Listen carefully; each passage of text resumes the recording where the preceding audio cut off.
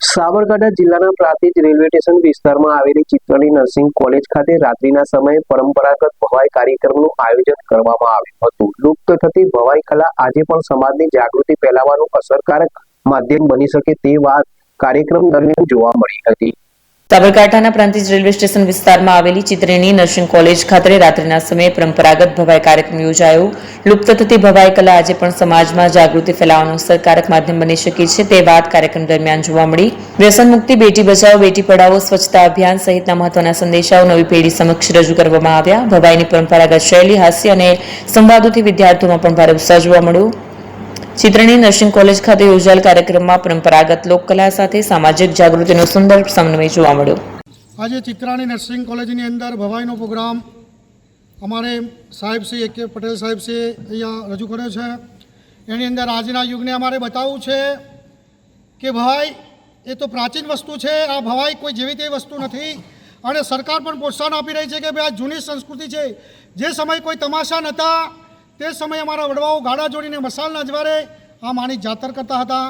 તો આજના બાળકોને નવ સંસ્કાર પેઢીને, આવતી પેઢીને જાગૃત કરવા માટેનો આજનો આ પ્રોગ્રામ બેટી બચાવો બેટી પઢાઓ એના માટે આજનો આ પ્રોગ્રામ અહીંયા રજૂ કર્યો છે.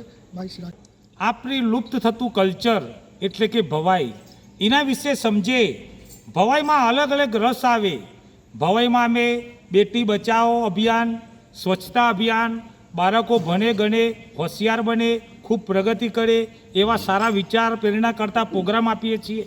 તો ભવાઈથી બાળકોને પ્રત્યક્ષ અને પરોક્ષ રીતે કે આમ કરવાથી કે પતઈ રાજાએ નશો કર્યો અને માતાજીનો પાલવ ઝાલ્યો.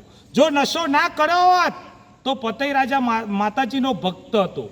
આઠે કોર માની ભક્તિ કરનાર પતઈ ચૌહાણ નશો કર્યો તો દારૂ પીવાથી આમ થાય. બાળકોને ખબર પડે કે નશો કરવાથી માને પણ તે ઓળખી ન શક્યો. તો સ્મોકિંગ ડ્રિંક ઇઝ વેરી ડેન્જરસલી. આવો અમારો સંદેશ બાળકોને કોઈ વ્યસન ના કરે એ અમારો સંદેશ. દીકરીને ભણાવો, દીકરીને ગણાવો, દીકરી ભણી ગણીને આગળ આવે એ જ અમારા ભવાઈનો સંદેશ.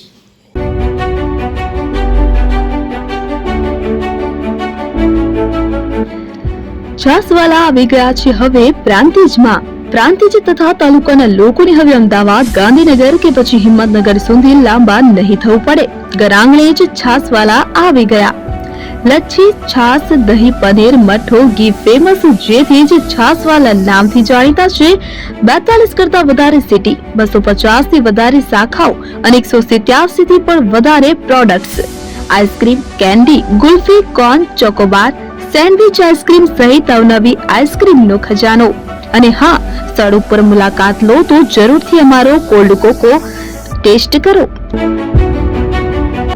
દુકાન number 19, Ishwar Krupa shopping centre, approach road, Prantij, જિલ્લો સાબરકાંઠા. Contact number 8326111618. ચંદન પટેલ.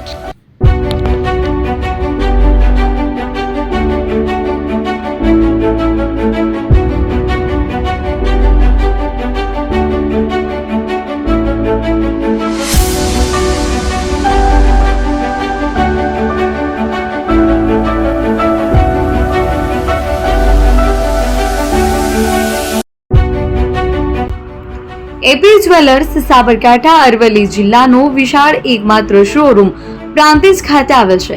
હવે સોના ચાંદીના શોખીનોને અમદાવાદ, બરોડા, સુરત કે મુંબઈ સુધી લાંબા નહીં થવું પડે. ઘર આંગણે જ વિશાળ શોરૂમ.